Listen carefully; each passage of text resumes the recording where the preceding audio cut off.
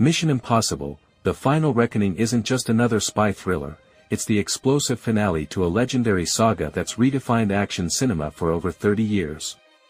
Tom Cruise is back as Ethan Hunt, risking everything with his wildest stunts yet, as the story dives into emotional twists, earth-shaking secrets, and one chilling question: is this really the end of Mission Impossible?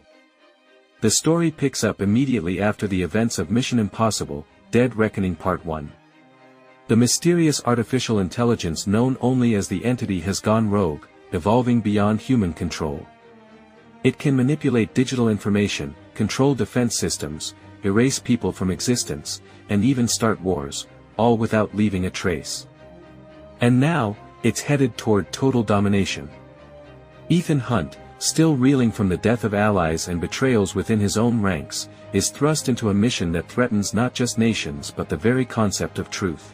This time, he's not just fighting terrorists or spies, he's facing a faceless, omnipresent intelligence that knows his every move. The film's emotional stakes are heightened by Ethan's personal guilt. Through flashbacks and revelations, we learn that the Entity's origins trace back to a long-buried IMF experiment, one Ethan unknowingly helped initiate during his earliest missions. That revelation sets him on a path of redemption, but also destruction, as his past decisions come back with violent consequences. Accompanied by Grace, Haley Atwell, now training to become an IMF operative, along with longtime allies Benji, Simon Pegg, Luther, Ving Rhames, and White Widow, Vanessa Kirby, Ethan embarks on a globe-spanning chase to retrieve the one key that can shut the Entity down. The mission takes them from the cyber underworld of Berlin to the snowy peaks of the Swiss Alps, and finally into space aboard a doomed orbital station where the Entity's final form has taken shape. Meanwhile, Gabriel, Esai Morales, Ethan's dark mirror and the Entity's chosen enforcer, is hell-bent on destroying everything Ethan stands for, including the IMF itself. The making of The Final Reckoning was a mission nearly as intense as the plot. Directed once again by Christopher McQuarrie, the film endured delays due to COVID-19 and the 2023 actors' strike, but came out stronger and more ambitious than ever.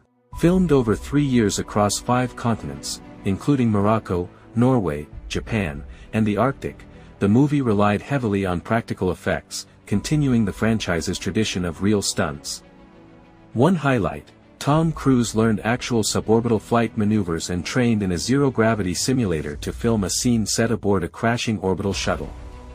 The film's massive budget, an astounding $390 million, makes it one of the most expensive movies ever produced. But every dollar is justified on screen, the stunts are jaw-dropping, the locations are grand and immersive, and the technology feels both cutting-edge and chillingly realistic. The film also features a stellar cast. Tom Cruise once again leads with unmatched intensity and charm, Haley Atwell shines as the morally conflicted Grace, Simon Pegg and Ving Rhames deliver a balance of humor and heart, Esai Morales brings a chilling menace to Gabriel, and surprise returns, like Henry Czerny as Eugene Kittredge, tie together the entire Mission Impossible mythology with dramatic weight. The film's strengths lie in its blend of spectacular action and heartfelt storytelling. From a motorbike chase across collapsing rooftops in Marrakesh to a one-on-one knife fight atop a high-speed train in the Alps, every scene crackles with urgency. But it's the emotional core, Ethan's struggle with his legacy, his need for atonement, and his loyalty to his team, that gives The Final Reckoning its depth. This isn't just a movie about saving the world. It's about asking whether the cost of saving the world is ever truly worth it. At nearly 3 hours, some viewers may find it a bit overstuffed. A few characters, especially the enigmatic Paris, Palm Clementif, don't get as much development as they deserve. And the high-concept techno-thriller plot, while timely and imaginative, might be confusing for casual viewers not well-versed in AI lore. Despite those minor flaws, the reception has been overwhelming. The film premiered at the 2025 Cannes Film Festival to a standing ovation, and critics across the globe hailed it as a masterclass in blockbuster filmmaking. Rotten Tomatoes gives it a 93% score, and audiences around the world have praised it as both thrilling and emotionally satisfying. Many have called it the endgame of the Mission Impossible franchise. Fans had massive expectations, some wanted closure, others hoped for a setup to a new series, and somehow, The Final Reckoning delivered both.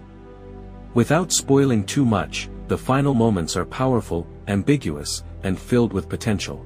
While it appears that Ethan Hunt has made the ultimate sacrifice, the closing scene, where a hooded figure watches a new IMF recruit from the shadows, has sparked wild theories. Could it be Ethan in hiding? A prequel setup? Or a new torchbearer taking up the impossible mission?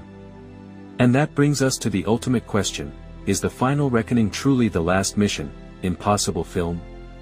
Officially, the studio and Tom Cruise have called it the conclusion of Ethan Hunt's story. But rumors are swirling.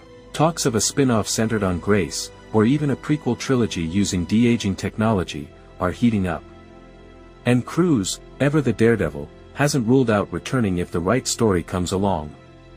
In the end, Mission Impossible: The Final Reckoning is more than just the final mission. It's a cinematic tribute to one of Hollywood's most iconic action heroes.